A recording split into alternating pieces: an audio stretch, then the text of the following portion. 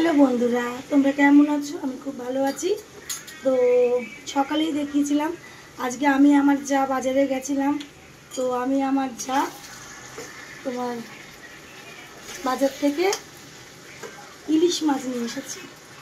এত ইলিশ মাছ সস্তা আমাদের মানে এখানে দুর্গাপুরে 1 কেজি ওজনের ইলিশ মাছ মানে ভাবা যায় না,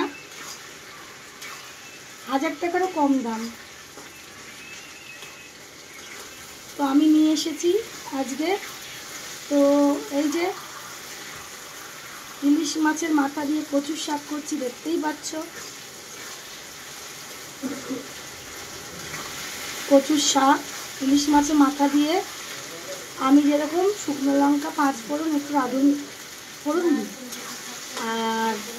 আর কিছু দিই না, কাঁচা লঙ্কা চিড়ে দিই ইলিশ মাছের মাথা দিয়ে করলে।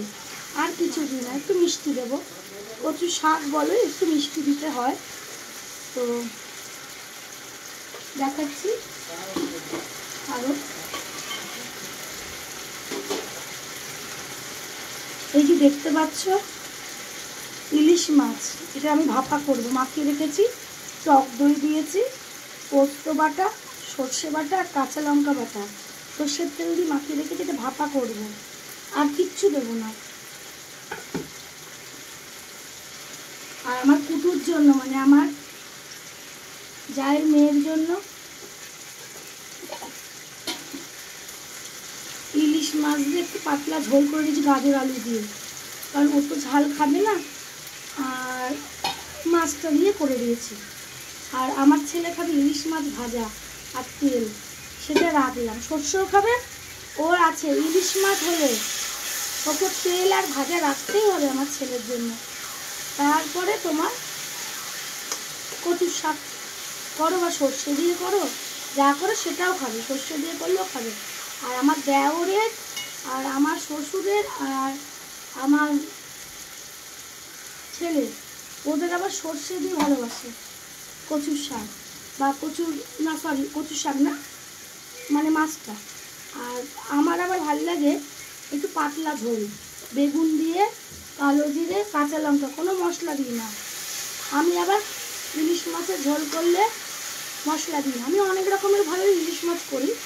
আবার যখন যেটা তেল ঝাল করি